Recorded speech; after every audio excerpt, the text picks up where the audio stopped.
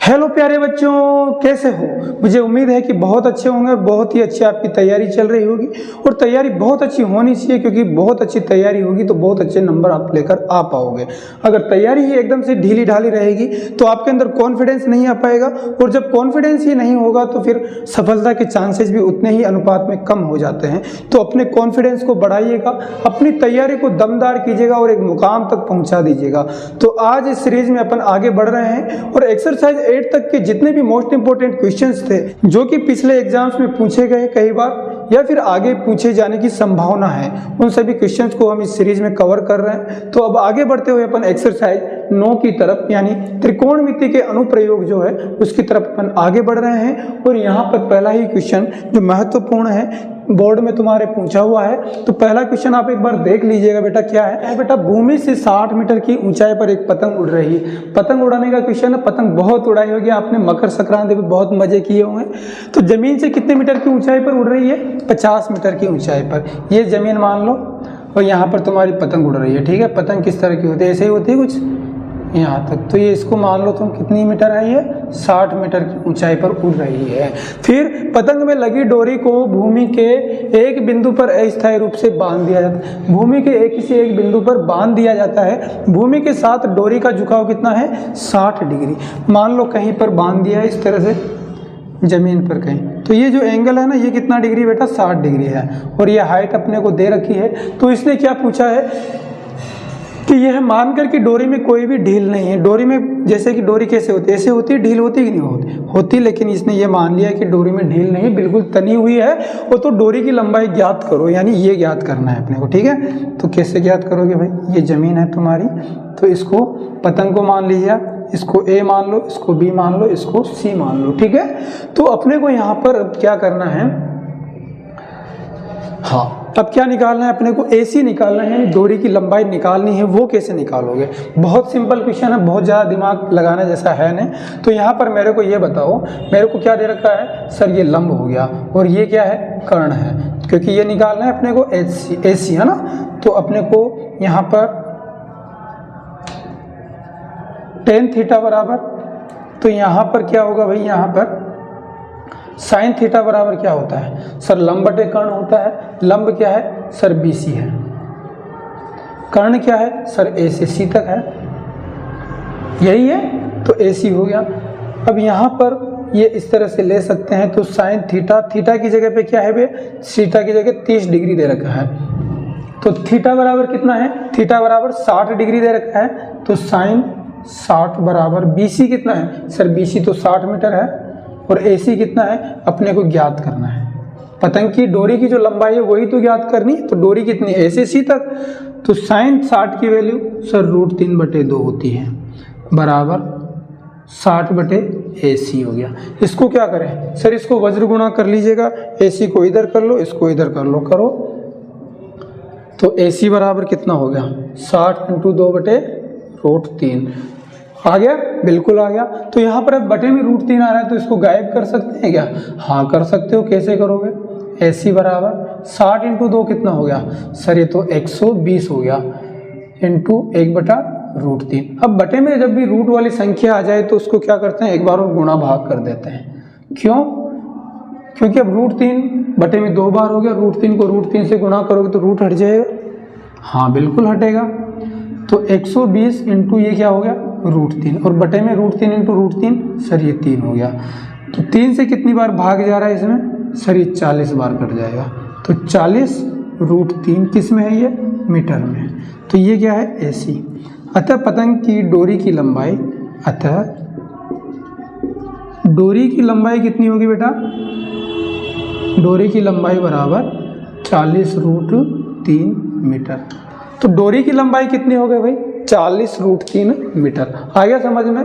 क्योंकि पतंग वाले क्वेश्चन तो तुम अक्सर करते ही रहते हो, क्योंकि पतंग तो तुमने अक्सर बहुत उड़ाए हैं। तो इसको समझ भी लीजिएगा कि भाई तुम पतंग उड़ा रहे हो, तिरछी उड़ती है पतंग या एकदम से सीधी ऊपर उड़ जाती है? नहीं उड़ती है ना, हमेशा ऐसे तिरछी उड़ेगी। तो तिरछी जब पतंग उड़ती है और उसमें अगर कोई ढील नहीं है तो तुम्हारे यहाँ पर जो पतंग की डोरी की लंबाई है वो आप इस तरह से निकाल सकते हो। बहुत सिंपल है। अब क्वेश्चन नंबर 2 देखिएगा फटाफट से, क्या दे रखा है। एक मीनार के पाद से एक भवन के शिखर का उन्नयन कोण कितना है, 30 डिग्री है। तो मीनार के पाद से भवन के शिखर का, तो सबसे पहले अपन तो एक तो ये मीनार बना लेते हैं और एक भवन बना लेते हैं। मान लो ये जमीन है ना, तो मीनार ऊंची होगी और जो बिल्डिंग है थोड़ी छोटी होगी, ठीक है। तो यहाँ से क्या किया, मीनार के पाद से, ये मीनार है, इसका पाद यहाँ पर हो गया, इसका फुट यहाँ पर हो गया, से जो शिखर है किसका, भवन के शिखर का उन्नयन कोण, तो भवन का शिखर यहाँ है, इससे भवन के शिखर को मिला दो, तो इसका जो उन्नयन कोण है वो कितना है, 30 डिग्री दे रखा है। अब आगे क्या है, और भवन के पाद से, यानी ये भवन का पाद हो गया, यहाँ से मीनार के शिखर का, ये मीनार का शिखर हो गया, ठीक है। तो ये इसका ये उन्नयन कोण कितना है, 60 डिग्री है। यदि मीनार की ऊंचाई कितनी है, 48 मीटर, ये मीनार है तुम्हारे, इसकी जो हाइट है वो 48 मीटर है, तो भवन की ऊंचाई ज्ञात करो। तो अपन भवन मान लेते हैं तुम्हारा ए बी है और ये CD है, ठीक है, बिल्कुल मान सकते हो। तो अपने को H निकालना है, यानी भवन की ऊंचाई ज्ञात करनी है। तो सबसे पहले तो अपन क्या करते हैं, माना जो भवन है वो क्या है, माना भवन की ऊंचाई, भवन AB की ऊंचाई H है, ठीक है, भवन की ऊंचाई H है, तथा मीनार है, मीनार क्या है तुम्हारा, CD है ना, CD बराबर कितना दे रखा है, मीनार CD की ऊंचाई कितनी दे रखी है, ऊंचाई बराबर 48 मीटर दे रखी है कि नहीं, बिल्कुल दे रखी है। तो यहाँ पर सिंपल सा मेरे को ये बता दीजिए कि दो ट्राइंगल दिख रहे हैं, एक तो ये वाला ट्राइंगल ACB वाला और दूसरा ACD वाला। तो यहाँ पर क्या निकाल सकते हैं, अपने को H निकालना है, तो कैसे निकालोगे, फटाफट से मेरे को बता दीजिएगा। देखते हैं कैसे निकालेंगे, अपने को भी नहीं मालूम।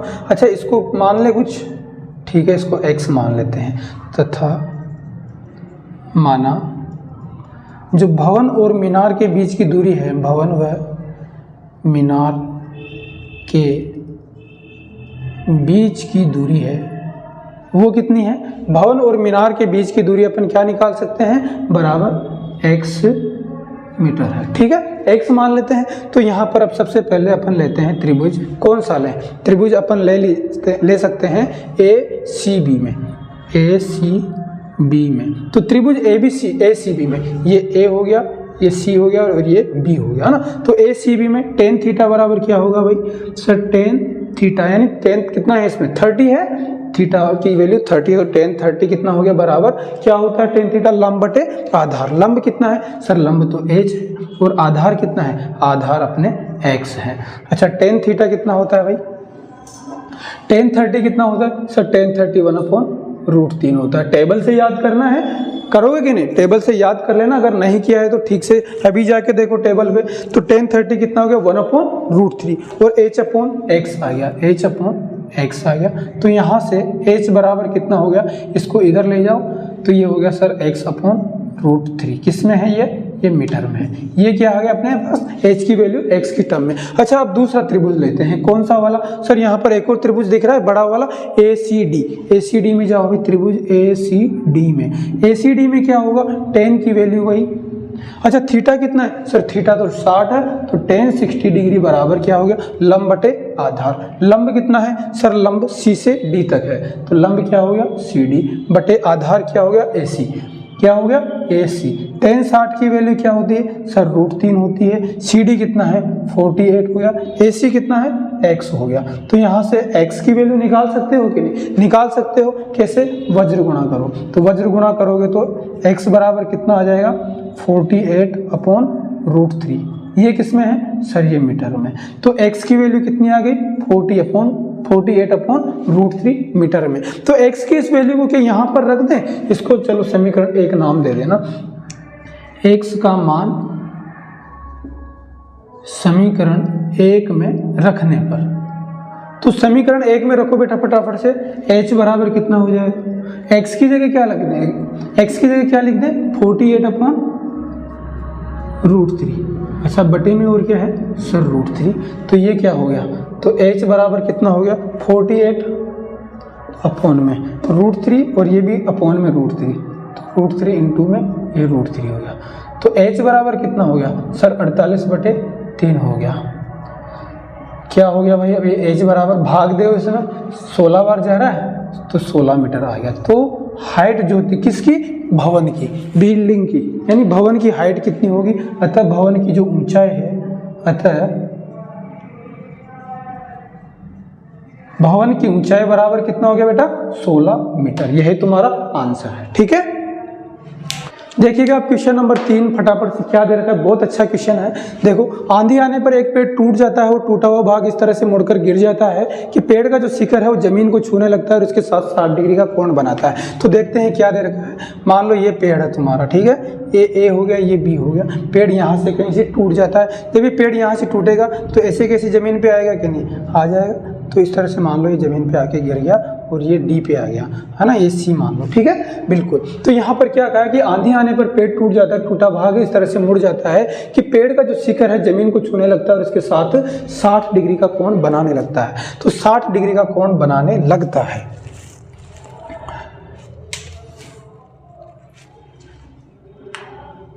ठीक है, तो 60 डिग्री का कोण बनाने लगता है। तो ये कोण कितना हो गया सर, ये 60 डिग्री हो गया। बना दो भाई 60 डिग्री का कोण बना दिया, ये यहाँ पे आ गया। तो मेरे को ये बताओ यहाँ पर ये कोण कितना होगा सर, ये 30 डिग्री का होगा क्योंकि ये 90 का है ना। तो तीनों का योग कितना होता है, तीनों का योग तो 180 होता है। 180 में से 90 + 60 घटा होगा तो ये कितना आ जाएगा, 30 डिग्री आ जाएगा। तो यहाँ पर अब मेरे को ये बता दीजिएगा और क्या कहा है, पेड़ के पाद बिंदु की दूरी जहाँ पेड़ का शिखर जमीन को छूता है। तो पेड़ का शिखर टूट के यहाँ आ गया और ये पाद बिंदु से इसकी दूरी कितनी है, 3 मीटर दे रखा है, यही दे रखा है। तो सबसे पहले अपन क्या लिखेंगे, माना पेड़ कितना क्या मान लिया अपन ने, ए बी मान लिया पूरा ना, कि ऊंचाई बराबर h मीटर है। इसकी पूरे की ऊंचाई कितनी मान लेते हैं अपन, h के बराबर मान लें। अब इसकी पूरे की ऊंचाई क्या होगी, इसके बराबर होगी और इसमें इसको जोड़ देंगे तो आएगी कि नहीं आएगी, क्योंकि ये टूटा हुआ भाग इधर आ गया है ना। तो यहाँ पर अब त्रिभुज क्या करें अपन, त्रिभुज कौन सा लेंगे बेटा, ACD लेते हैं। अच्छा, इसमें एक चीज़ और लिख लो, माना पेड़ की ऊंचाई ये तो ले ही लिया अपन ने, और क्या लिखोगे, और पेड़ बिंदु C से टूटकर तथा पेड़ बिंदु C से टूटकर कहाँ पे आ जाता है, टूटकर सिर D पर जमीन को स्पर्श करता है ना, स्पर्श करता है। तो D पर जमीन को स्पर्श करता है, तो ठीक है। अब यहाँ पर क्या करिए, D पे आ गया, तो यहाँ पर अब क्या करें बताओ फटाफट, त्रिभुज ACD में, तो त्रिभुज ACD में क्या होगा भाई, अपने को ये दे रखा है, ये अपन निकाल सकते हैं AC। तो tan थीटा कितना है सर, 30 डिग्री। तो tan 30 बराबर लंब बटे आधार। लंब कितना है सर, लंब तो AC है, आधार कितना है बेटा, आधार है यहाँ पर A से D तक, यही है हाँ। तो tan थीटा की वैल्यू कितनी होती सर, tan थीटा तो 1/√3 होता है। ये AC हो गया और ये क्या हो गया AD कितना है सर, AD तो 3 दे रखा है अपने को, आधार यही दे रखा है। तो वज्र गुणा कर दीजिएगा तो AC बराबर कितना आ जाएगा बताओ, 3/√3, इसमें है ये मीटर में, ये क्या आ गया AC आ गया, कट भी जाएगा, अभी काटना नहीं है ना। तो इसके बाद में अपन क्या करते हैं, ये तो AC आ गया। अच्छा, अपने को CB यहाँ से यहाँ तक ये भी पता चल जाए तो आ जाएगा क्या, हाँ। लेकिन ये किसके बराबर हो, ये पेड़ यहाँ से टूट तक यहाँ तक आ गया, यहाँ आ गया, तो यानी ये और ये बराबर होगी कि नहीं, बिल्कुल होगी, क्योंकि ये पेड़ यहाँ से टूट कर ही तो इधर आया है ना। तो ये और ये बराबर हो जाएगा। तो यहाँ पर अब यहाँ पर CB बराबर क्या होगा बेटा, CD हो जाएगा, होगा कि नहीं होगा। अब फिर से वापस त्रिभुज ACD में क्या होगा, अपन यहाँ पर क्या ले सकते हैं। अच्छा, यहाँ पर देखो ये आधार दे रखा है और ये क्या है, कर्ण है। तो यहाँ पर कर्ण और आधार में रिलेशन किससे पता चलेगा, कोस से। तो कोस थीटा बराबर क्या होता है सर, ये होता है आधार बटे कर्ण। आधार कितना है बेटा, आधार A से D तक है सर, यहाँ पर A से D तक, और कर्ण क्या है, कर्ण C से D तक है, CD है। अच्छा, कोस 30, तो कोस 30 डिग्री थीटा कितना है 30 बराबर AD कितना दे रखा है भाई, AD तो सर इसने 3 मीटर दे रखा है और CD अपने को ज्ञात करना है। ठीक है, कर लो ज्ञात। तो कैसे करें, तो कोस 30 की वैल्यू सर ये तो √3/2 होता है, बराबर 3/CD। तो भाई CD बराबर कितना हो गया, तो इसको वज्र गुणा करते हैं, इसको इधर करो, तो ये हो गया 3 दूनी 6/√3। किस में है ये, मीटर में।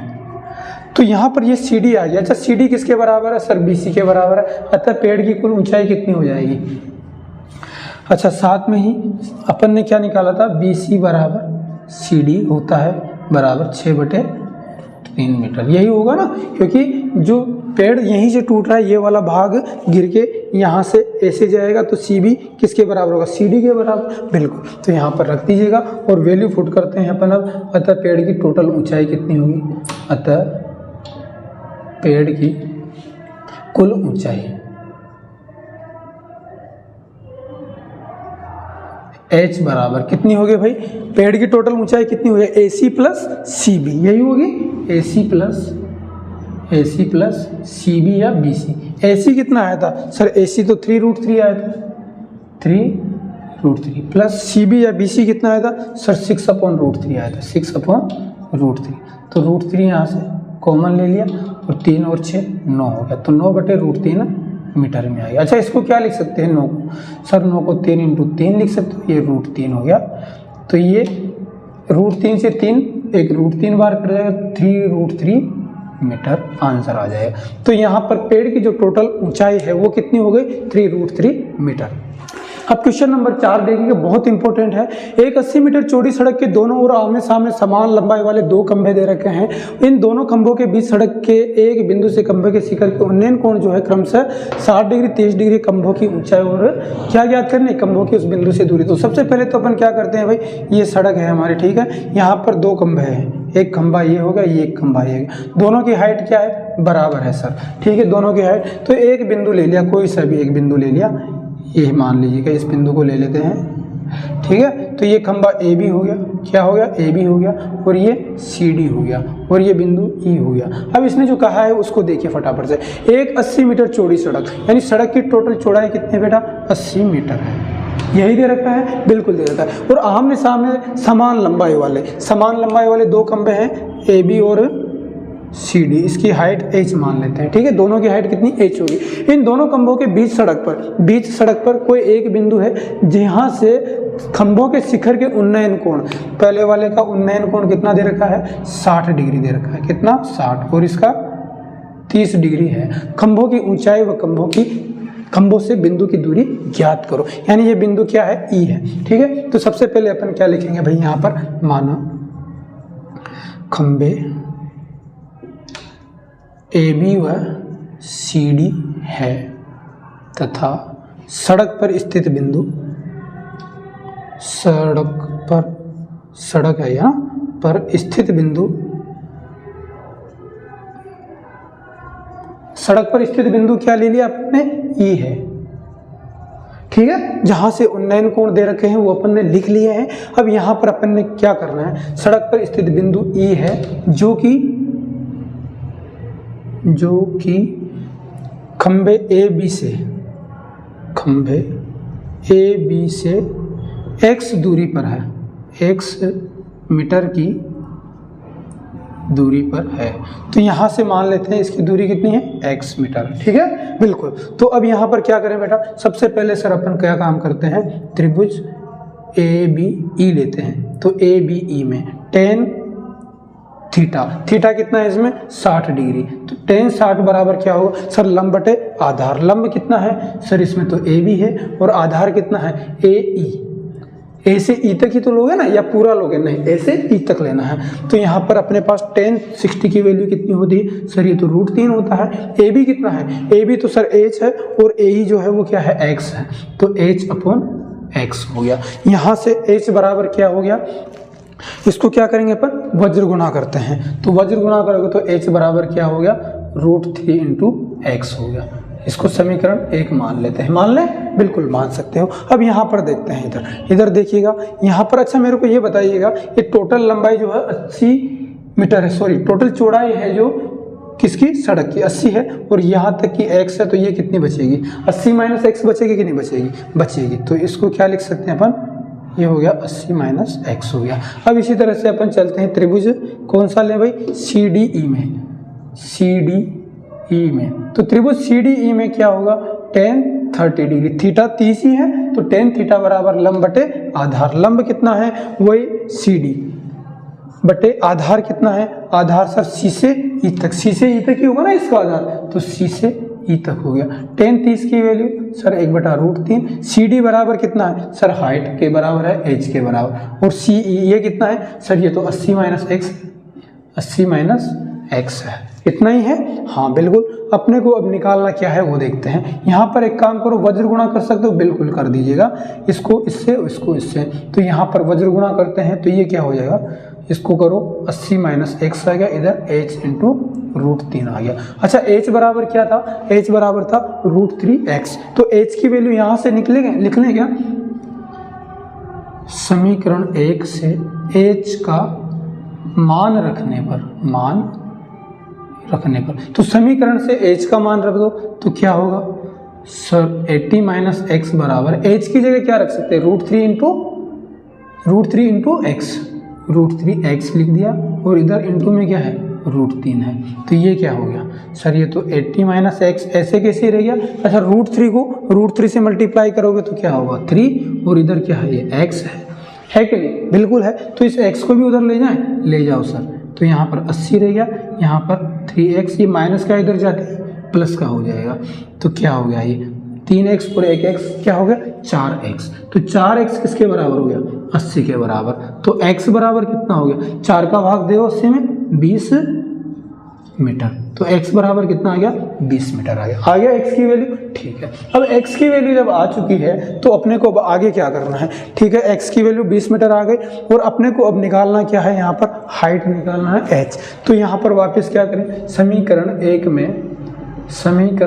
में x का मान रखने पर, तो समीकरण 1 में x की वैल्यू कितनी है, 20 रखो। तो h बराबर कितना हो गया, h बराबर √3 × x की वैल्यू 20।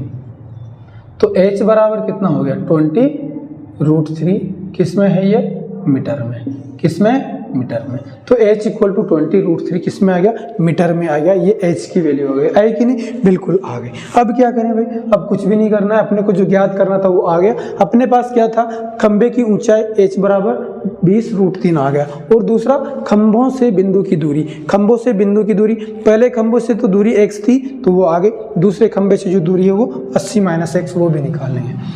अतः खंभों की ऊंचाई बराबर 20 √3 मीटर, तथा खंभे AB से बिंदु E की दूरी बराबर x, बराबर कितना था, x की वैल्यू कितनी आई थी 20 मीटर, तो ये कितना हो 20 मीटर। तथा दूसरा खंभा कौन सा था, ये तो AB खंभे की इस बिंदु से दूरी, दूसरा खंभा था CD की इससे दूरी कितनी है 80 - x, तथा दूसरे खंभे CD से बिंदु E की दूरी बराबर कितना हो गया 80 - x, 80 - x, x की वैल्यू कितनी थी 20, बराबर कितना हो गया 60 मीटर। तो आ गया आंसर, दोनों खंभों की इस बिंदु से दूरी भी आ गई और दोनों खंभों की ऊंचाई भी आ गई। तो दोस्तों ये थे कुछ इंपॉर्टेंट क्वेश्चन, आपकी जो एक्सरसाइज 9th है त्रिकोणमिति के अनुप्रयोग, उसके जितने भी महत्वपूर्ण क्वेश्चन थे उनको डिस्कस कर लिया है। एग्जाम के पॉइंट ऑफ व्यू से बहुत ही महत्वपूर्ण है, इनको मिस नहीं करना है, बिल्कुल देख लीजिएगा ठीक से, आप अपनी कॉपी में लिख के रख लीजिएगा, है ना। बाकी मिलते हैं अगले वीडियो में अगली एक्सरसाइज के साथ। जय हिंद, जय भारत।